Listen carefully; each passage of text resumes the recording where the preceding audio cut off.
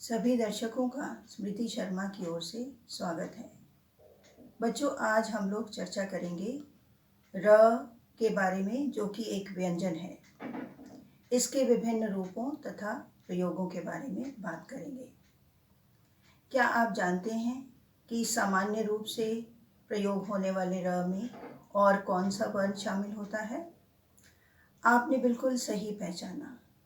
इस र में अ स्वर भी शामिल होता है। र के नीचे लगा हुआ हलंत ये दर्शाता है कि इसमें कोई भी स्वर शामिल नहीं है, और जब ये अपने सामान्य रूप में लिखा जाता है तो इसमें अ स्वर भी शामिल होता है। इस र में अ स्वर शामिल है। वैसे तो किसी भी व्यंजन के नीचे जब कोई चिन्ह नहीं होता तो इसका अर्थ यही होता है कि उसमें अ स्वर भी शामिल है, परंतु र एक ऐसा व्यंजन है जिसके कुछ अन्य रूप भी हैं। अब देखिए इसके अन्य रूप। स्वर के बिना र जब किसी व्यंजन से पहले प्रयोग होता है तो ये रेफ का रूप ले लेता है, जैसे आशीर्वाद। इस शब्द में बिना स्वर वाला र व से पहले बोला जा रहा है, इसलिए ये अपने से अगले व्यंजन के सिर पर जाकर बैठ जाता है, और यदि उस व्यंजन के साथ कोई मात्रा लगी हो तो फिर ये उस मात्रा के साथ प्रयोग होता है। जैसे आशीर्वाद शब्द में व के साथ आ की मात्रा है, इसलिए रेफ को उस आ की मात्रा के ऊपर लगाया गया है। कुछ अन्य उदाहरण देखिए। अर्जुन में जुन, तो ये र जो है बिना स्वर का है, इसलिए ज के ऊपर ये रेफ के रूप में लग गया है। इसी तरह गर्मी, गर्मी में क्योंकि माँ में ई की मात्रा है, गरमी, तो ई की मात्रा के बाद में ये प्रयोग हो रहा है, ई की मात्रा के साथ। तो इसके बाद है दर्पण। अब प में क्योंकि कोई अस्वर है, इसलिए ये प के ठीक ऊपर लग जाता है, प की जो अंतिम लाइन है इसके ऊपर। इसी तरह वार्षिक में छोटी ई की मात्रा है श में, वार्षिक, र ऊपर उठ के आगे वाले व्यंजन के ऊपर चला गया, मात्रा है उसमें छोटी ई की, इसलिए ई की मात्रा के साथ लगा। इसी तरह सर्वज्ञ, सरवज्ञ, व के ऊपर लग गया रेफ। ये उसके बाद है परिवर्तन, परिवर्तन, व के बाद र है, इसलिए उसके बाद त है, तो उसके ऊपर ये रेफ बन गया। तो बिना स्वर का जो र है वो अपने से अगले व्यंजन के ऊपर रेफ के रूप में प्रयोग किया जाता है। जब यही र स्वर के साथ किसी अन्य व्यंजन के बाद में प्रयोग हो तो इसका रूप एक तिरछी लाइन की तरह होता है। जैसे ये है ग, ये बिना स्वर का है, और ये र हो गया, ये बन गया ग्र।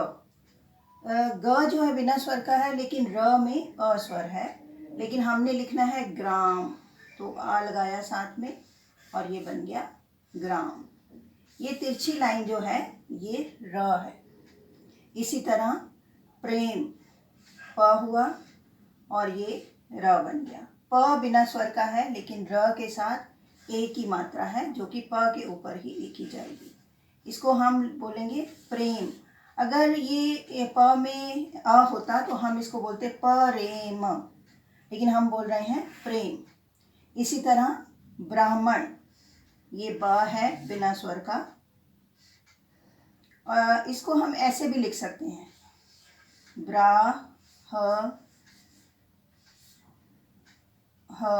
मण, ब्राह्मण, और इसी को हम ऐसे भी लिख सकते हैं,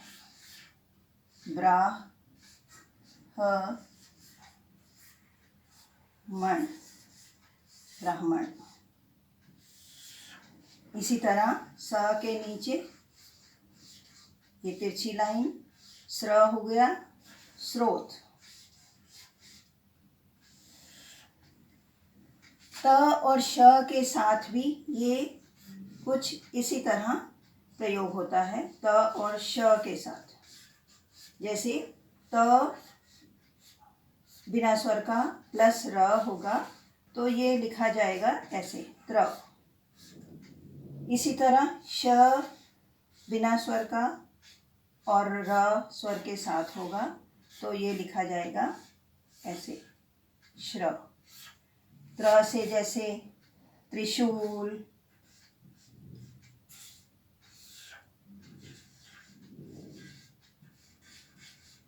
यात्रा और अनेक शब्द हो सकते हैं। इसी तरह श्रवण,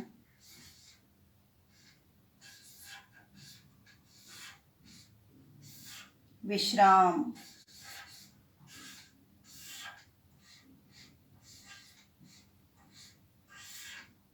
कहने का अर्थ ये है कि श के जो है रूप बदलते रहते हैं प्रयोग के आधार पर।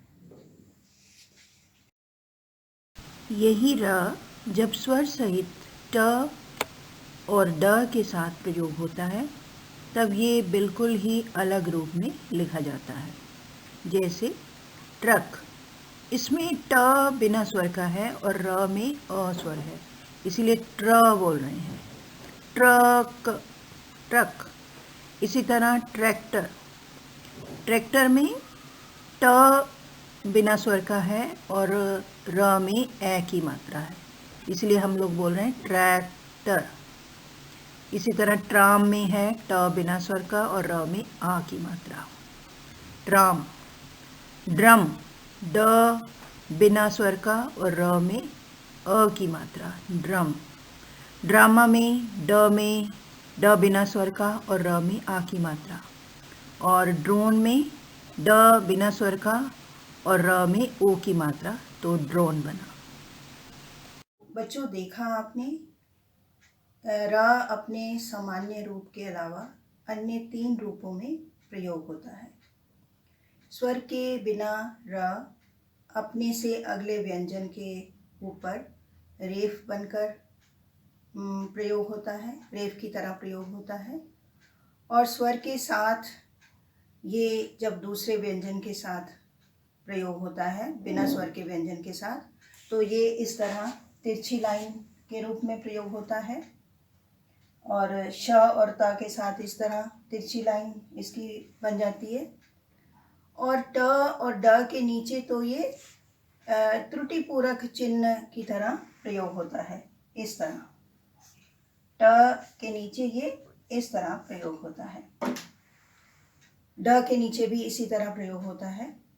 शब्दों का विश्लेषण करने का अभ्यास करने से आप इसके अनेक रूपों को अच्छी तरह समझ सकते हैं। तो मुझे लगता है अब आपको र का प्रयोग ठीक से समझ में आ गया होगा।